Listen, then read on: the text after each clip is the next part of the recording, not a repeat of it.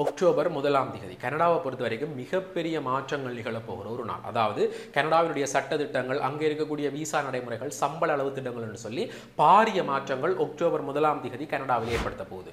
இது சார்ந்து கனேடிய அரசு வெளியிட்டிருக்கக்கூடிய அறிக்கையில் இன்றைக்கு இந்த சம்பள அளவு திட்டங்கள் எப்படி மாறுகிறது, ஒவ்வொரு மாநிலத்திலையும் எப்படியான சம்பள அளவு திட்டங்கள் மாறுது, எப்படியான புதிய சட்டங்கள் மாறுது என்று சொல்லி ஒரு மிகப்பெரிய அறிக்கையே canada.ca என்ற தளத்தில் வந்து கனேடிய அரசு வெளியிட்டிருக்குது. ஸோ அது சார்ந்து ஆராய்ஞ்சு இன்றைக்கு ஒரு மிக முக்கியமான விடயத்தை தான் உங்களோட பகிர்ந்து கொள்ள போகிறோம். இந்த விடயம் வந்து இப்போ யாரெல்லாம் கனடாவுக்கு போகணும்னு சொல்லி ஆசைப்படுறீங்களோ உங்களுக்கும், அதே போல இப்போ கனடாவில் போய் நீங்கள் student visa, visit visa, work விசாவில் போய் இப்போ நீங்கள் கனடாவில் வாழ்ந்து கொண்டிருக்கின்ற உங்களுக்கு மிக பயனுடையதாக இருக்கும் என்று சொல்லி நம்புறேன். ஸோ அந்த விஷயங்கள் என்ன, எப்படியான சட்டங்கள் மாறி இருக்கிறத பற்றி இந்த காணொலியில் முழுமையாக பார்க்கலாம். அதுக்கு முதல் இப்போ தான் நீங்கள் எங்கள் சேனலுக்கு புதுசாக வந்திருக்கீங்கன்னு சொன்னால் சேனலை சப்ஸ்கிரைப் செஞ்சு இணைஞ்சு கொள்ளுங்க. அப்போ தான் இது தொடர்பில் நாங்கள் போடக்கூடிய எல்லா காணொலிகளையும் நீங்கள் பார்க்கக்கூடியது போல் இருக்கும்.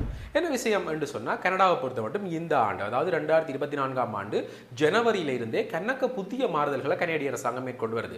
அது ஸ்டூடெண்ட் விசாவாக இருக்கட்டும், விசிட் விசாவாக இருக்கட்டும், இல்லை ஒர்க் விசாவாக இருக்கட்டும், கணக்க மாறுதல்களை கனேடிய அரசாங்கம் செஞ்சிருக்கு. நாங்கள் ஸ்டூடெண்ட் விசாவில் எத்தனையோ கட்டுப்பாடுகள் இருக்குது, ஒர்க் விசாவில் இருக்குது, விசிட் விசாவில் என்று சொல்லி கணக்க மாறுதல்களை செஞ்சு கொண்டு வந்தாலும் ஒரு பக்கம் இவை எல்லாமே வந்து கனடாவில் வாழக்கூடியவர்களுக்கு வந்து நன்மையை வகிக்கணும்ன்றதுல கனேடிய அரசு உறுதியாக இருக்குது. ஸோ இப்போ யாரெல்லாம் நீங்கள் விசிட் விசாவில், ஸ்டூடெண்ட் விசாவில், ஒர்க் விசாவில் போய் கனடாவில் இருக்கிறீங்களோ உங்கள் எல்லாருக்குமே பெருமகிழ்ச்சி தர அறிவிப்பை தான் கனடா வெளியிட்டு கொண்டு வருது. என்னன்னு சொன்னால், அங்கே இருக்கக்கூடிய அந்த நிலைமைகளை கனடிய அரசு சீர்படுத்தி கொண்டு வருது.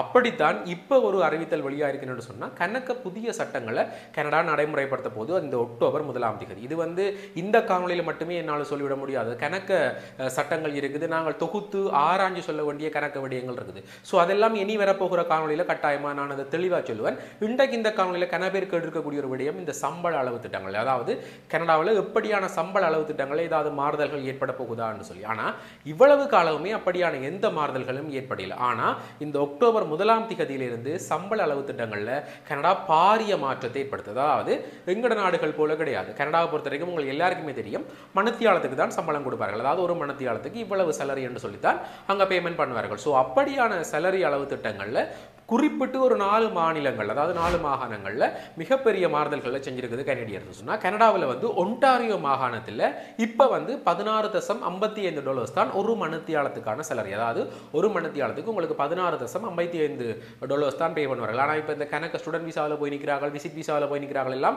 நல்ல அடி குறைந்த சம்பளங்களுக்கு வேலை செய்கிறார்கள். $9, $10 சொல்லி வேலை செய்கிறார்கள். ஆனால் அவங்க கொடுக்க வேண்டிய சம்பளத்தினுடைய அளவு திட்டம் எப்படி என்று சொன்னால் $16.55 வந்து கட்டாயமாக பே பண்ணியே ஆகும். இதுதான் அங்க இருக்கிற சட்டம். இது வந்து அக்டோபர் மாதம் 1ஆம் தேதியிலிருந்து $17.20 மாறுது. அதாவது பெரிய ஒரு மாற்றம் நிகழ்து. ஒன்டாரியோ மாநிலத்தில் மட்டும் இப்படியான ஒரு சம்பள அதிகரிப்பு நடக்குது. ஸோ இது இப்போ யாரெல்லாம் நீங்கள் போய் ஸ்டூடெண்ட் விசாவில் இருந்து வேலை செய்கிறீங்களோ உங்களை எல்லாருக்கும், அதாவது அவர்கள் குறிப்பிட்டு தந்திருக்கக்கூடிய அந்த 20 மணித்தியாலங்களில் நீங்கள் வேலை செய்வீங்களா இருந்தால் உங்களுக்கு பே பண்ண வேண்டிய சேலரி இந்த $17.20 மாறும்போது எப்போ இருந்து சொன்னால் அக்டோபர் மாதம் 1ஆம் தேதியிலிருந்து. ஸோ உங்களை இந்த வாழ்க்கை செலவுகளை மேம்படுத்தணும், அதுக்காகத்தான் இந்த கனேடிய அரசு இப்படியான நடைமுறைகளை கொண்டு வந்திருக்கு. ஸோ அதிலும் குறிப்பாக இந்த அண்டர் 18 என்று சொல்லப்படுகிற 18 வயதுக்கு கீழே இருந்து பாடசாலையில் கல்வி கொண்டும் வேலை செய்கிற அவர்கள் வந்து 28 மணித்தியாலங்கள் வேலை செய்ய முடியும். ஸோ அப்படி வேலை செய்கிற மாணவர்களுக்கு வந்து எப்படியான அளவு திட்டத்தை கொடுக்குதுன்னு சொன்னால் $15.60 இருந்து $16.20 வந்து அதிகரிச்சு. அதாவது இப்போ அவர்களுக்கு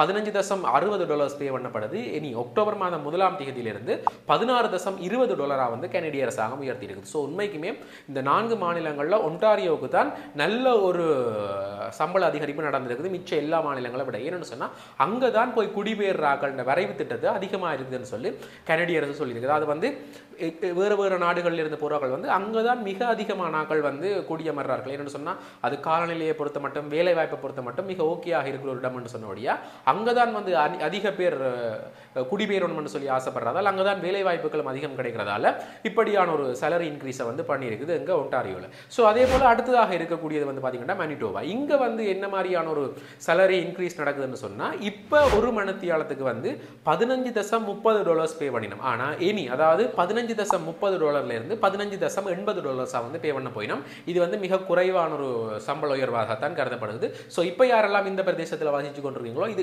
இந்த மாறுதல்களை தெரிவு செய்து கொள்ளுங்க. நீங்கள் இங்கே இருக்கக்கூடிய பல்கலைக்கழகங்களுக்கு விண்ணப்பிச்சு போகக்கூடிய ஒரு மாணவர் அல்ல அங்கே தான் நீங்கள் போய் இறங்க போறீங்கன்னு சொன்னால் இப்படியான சேலரியில் தான் நீங்கள் வேலை செய்யணும்ன்றதை கருத்தில் கொள்ளுங்க. ஸோ அதே போல் அடுத்ததாக இருக்கக்கூடியது பிரின்ஸ் எட்வர்ட் ஐலாண்ட். இங்க வந்து எப்படியான ஒரு சம்பள அளவு மாறுதல் நடக்குதுன்னு சொன்னா இப்ப வந்து 15.40 இருக்கிற சம்பள அளவு திட்டம் அக்டோபர் மாதம் 1ஆம் தேதியிலிருந்து $16 உயருது. அதாவது வந்து இப்போ ஒரு மணித்தியாலத்துக்கு $15.40 பே பண்ற பிரின்ஸ் எட்வர்ட் ஐலாண்ட் இனி வந்து அதாவது அக்டோபர் 1ஆம் தேதியிலிருந்து $16 பே பண்ண போகுது. உண்மையிலேயே மிக அதி உயர்ந்த சம்பளமாக வந்து கருதப்படுது. இப்போ நீங்க பிரின்ஸ் எட்வர்ட் ஐலாண்டில் இருக்கக்கூடிய பல்கலைக்கழகங்களுக்கு விண்ணப்பிச்சிருக்கக்கூடிய ஆட்கள் அங்க போய் வாழணும்னு சொல்லி ஆசை, ஏன்னா அதெல்லாம் PNB ப்ரோக்ராமுக்குள்ள வரக்கூடிய இடங்கள். ஸோ அங்க போய் வாழணும்னு சொல்லி ஆசைப்பட்டா உங்களுக்கு இனி நீங்க அக்டோபர் 1ஆம் தேதிக்கு பிறகுக்கு போகக்கூடிய ஒரு ஆளா இருந்தால் மிக மகிழ்ச்சியான தகவல், நீங்க $16 வந்து ஒரு மணித்தியாலத்துக்கு உழைச்சு கொள்ளக்கூடிய மாதிரி இருக்கும். ஸோ அதே போல அடுத்ததாக இருக்கக்கூடியது வந்து பாத்தீங்கன்னு சொன்னா சஸ்காட்சுவான். இங்க வந்து தான் உண்மையிலேயே சம்பளங்கள் வந்து குறைக்கப்பட்டிருக்கு. அதாவது இப்ப வந்து 15.60 இருக்கக்கூடிய சம்பளம் வந்து அக்டோபர் மாதம் 1ஆம் தேதியிலிருந்து $14 குறைக்கப்பட்டிருக்குது.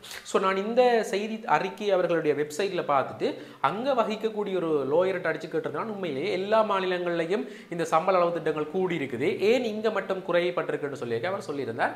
இங்க அந்த கவர்மெண்ட் எடுத்திருக்கக்கூடிய டிசிஷன் அது என்ன காரணத்துக்காண்டி எடுத்தார்கள், ஏன் குறைக்கிறார்கள் என்று சொல்லி தெரியாது. ஆனா 15.60 இருக்கக்கூடிய டாலர்ஸ் வந்து இனி $14 குறைக்கப்போகுது. அதாவது ஒரு மணித்தியாலத்துக்கு $14 தான் பே பண்ண போயிடும். இந்த வந்திருக்கக்கூடிய தரவுகளை எல்லாத்தையும் ஒப்பிட்டு பார்க்க இங்க மட்டும்தான் மிக குறைந்த சம்பளங்கள் வழங்கப்படுது.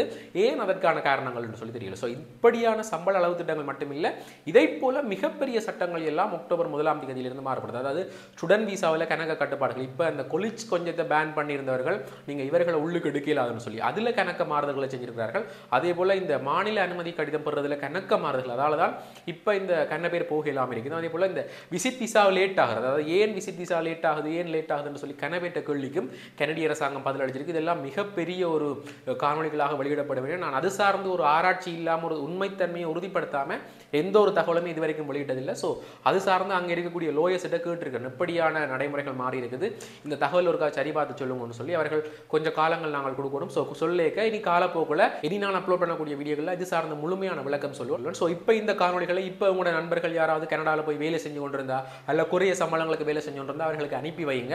இதுதான் அங்கே இருக்கக்கூடிய சம்பள அளவு திட்டம், இதுக்கேற்ற மாதிரி நீங்கள் வேலை செய்யலாம் என்று சொல்லி அதே போல வரக்கூடிய முக்கியமான மாறுதல்கள் அகதி அந்தஸ்து கோரிக்கையிலிருந்து கணக்க மாறுதல்கள் இடம்பெற போது இது பற்றிய A to Z முழு தெளிவான காணொலியை இனி வெளியிட போற காணொலிகளாக நான் வெளியிடுவேன். என்னன்னு சொன்னா அது வந்து ஒரு பெரிய காணொலிகளாக கொஞ்சம் ஆராய்ச்சி வெளியிட வேண்டிய காணொலிகள்ன்றதால நான் முதல் சொன்னது போல அங்கே இருக்கக்கூடிய தகுதி வாய்ந்த சட்டத்தரணிகள் ஆராய்ச்சி அதை நானும் மறுபுறம் ஒரு ஆராய்ச்சி போட்டு தான் காணொலிகளாக வெளியிடுவேன். ஸோ ஏன் இப்படியான தகவல்களை பகிர்ந்து கொள்றோம் என்று சொன்னா உண்மையிலேயே இங்க இருந்து போகக்கூடியவர்கள் எல்லாமே கடன் வாங்கி இல்லை வட்டிக்கு வாங்கி இது ஒரு முயற்சிகளில் தான் அங்கே போகக்கூடியவர்கள். ஸோ அப்படி போக நீங்கள் அங்கே இருக்கக்கூடிய சம்பள அளவு திட்டங்களை சரி பார்த்துட்டு போனால்தான் உங்களுடைய வாழ்க்கை தரத்தை அதற்கேற்ற மாதிரி நாங்கள் ஒரு மைண்ட் மேப் ஒன்றை கிரியேட் பண்ணலாம். ஓகே, எனக்கு இவ்வளவு சம்பளம் பெறும், அதற்கேற்ற மாதிரி நான் எத்தனை வேலை பார்க்கணும், எனக்கு காலேஜ் ஃபீஸ் இவ்வளவு முடியும், இல்லை எனக்கு தங்குமிடத்துக்கு இவ்வளவு முடியும், சாப்பாட்டுக்கு இவ்வளவு காசு முடியும்னு சொல்லி எங்களை நாங்கள் இதன் மூலமாகத்தான் தயார்படுத்திக் கொள்ளலாம். உண்மைக்குமே எனக்கு இந்த இன்ஸ்டாகிராமில் வந்திருக்கக்கூடிய கேள்விகளில் நான் நினைக்கிறேன் ஒரு 100-150க்கு மேற்பட்ட கேள்விகள் வந்து இந்த சம்பள அளவு திட்டங்கள் பற்றி தான். ஏன்னா ஒருவர் $9 வேலை செய்யறேன்னு சொல்றாரு, ஒருவர் $14 வேலைன்னு சொல்றாரு. அப்ப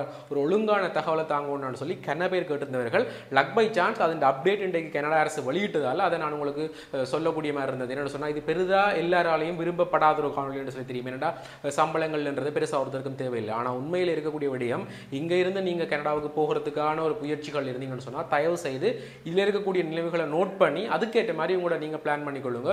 எப்படியான அங்க போய் நான் எப்படியான ஒரு சம்பளங்கள் எடுக்க போறேன், அதுக்கேற்ற மாதிரி எப்படி என்னுடைய வாழ்க்கை தரத்தை நான் பிளான் பண்ணி கொள்ளலாம்னு சொல்லி நீங்கள் ஒரு முடிவுக்கு வரையிலும் என்னன்னு சொன்னா போய் அங்க போயிட்டு நீங்கள் இந்த மாதிரி வேலையில் எடுக்க போறீங்க அப்படின்னு சொல்லி இங்க இருந்தே நீங்க பிளான் பண்ணிக்கொண்டு எனக்கு இவ்வளவு சம்பளம் வரும், ஸோ நான் இப்படி ஒரு வாழ்க்கையை வாழலாம், இப்படி என்னுடைய கடனை தீர்க்கலாம், இப்படி நான் என்னுடைய காலேஜ் ஃபீஸை கட்டலாம்னு சொல்லி நீங்க ஒரு பிளானை கிரியேட் பண்ணலாம்ன்றதுக்காண்டி தான் இந்த காணொலி நான் முழுக்க பதிவு செய்கிறேன். அது மட்டும் இல்லை, இப்போ வந்திருக்கக்கூடிய மிகப்பெரிய சேஞ்சஸ் எல்லாமே நான் முன்னுக்கு சொன்னது போல அங்கே இருக்கக்கூடிய லோயர்ஸிட்ட கொடுத்துருக்கேன். ஸோ அவையிட்ட இருந்து ஒரு ஒழுங்கான பதில் வந்தோன்னா அதை நானும் வெரிஃபை பண்ணி போட்டு ஒரு நீண்ட காணொலி அவங்களுக்கு நான் அதை பதிவேற்றம் செய்வேன். இல்லை உடச்சி சின்ன காணொலிகளாகவும் சொல்லுவேன். என்ன சொன்னால் நீண்ட காணொலிகள்னு சொல்றது அது எனக்கும் கஷ்டம், பார்க்குறவங்களுக்கும் கஷ்டம்.